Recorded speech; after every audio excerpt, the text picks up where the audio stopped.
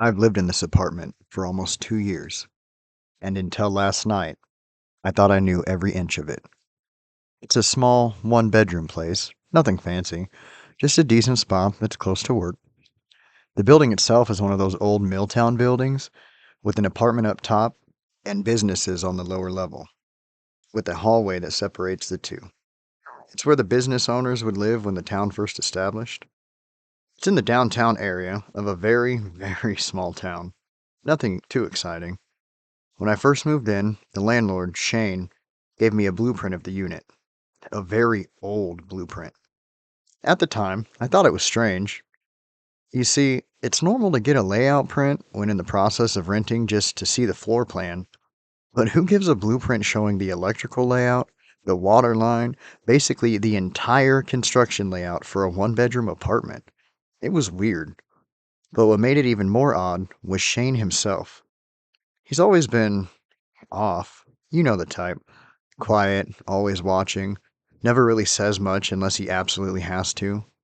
He wears Dahmer-style glasses and combs his hair over a hole in his toboggan. He dresses in blue short-sleeve coveralls and adorns himself only in the jewelry that has a few ink pens in his pocket and a very musty odor.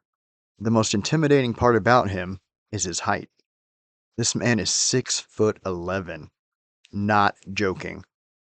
Anyway, the first day I met him, he just stood there, staring at me for a moment before handing over the keys from his Hulk-sized hand, muttering something about making sure everything's in order.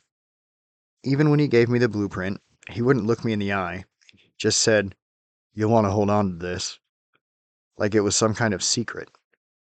I almost laughed at how serious he was being. I should have asked more questions then, but I'm a dumb welder, and I do what I have to do to get by. Last night, while trying to fix a leaky pipe under the sink, because Shane's phone for some reason always goes to voicemail when shit goes wrong, I noticed something strange. My hand slipped and the wrench clanged loudly against the wall behind the cabinet. The sound it made, it wasn't right. It was hollow. For a second, I thought I imagined it, but curiosity got the better of me. I knocked on the wall, and sure enough, there was an empty space behind it. I thought it was kind of odd, but I tried to not let it bug me too much. However, I've read a lot of horror stories and seen a lot of videos of people finding hidden rooms in their homes, so I didn't sleep much after that. This morning, I pulled out the blueprint that Shane had given me. No hidden rooms, no extra spaces. It was all supposed to be solid, but that hollow sound kept gnawing at me. So I grabbed a hammer and I started chipping away at the wall. Behind it, there was a door, a small, old, wooden door, barely 4 feet high, painted the same color as the wall, so it blended in perfectly. I checked the blueprint again. No mention of a door, no mention of a hidden room, nothing. I couldn't stop thinking about how weird Shane was when he gave me that blueprint. Why would he go through the trouble of giving me this if it didn't even show this? Why didn't he tell me about the door? Why didn't he look me in the eye? I, I don't know what's behind it, but something about it feels very wrong.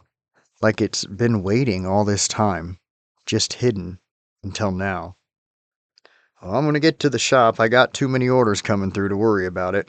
People need drive lines and their tanks and trailers repaired. But maybe somebody here knows something about old buildings or can help. Anyway, if anything comes of it, I'll let you know.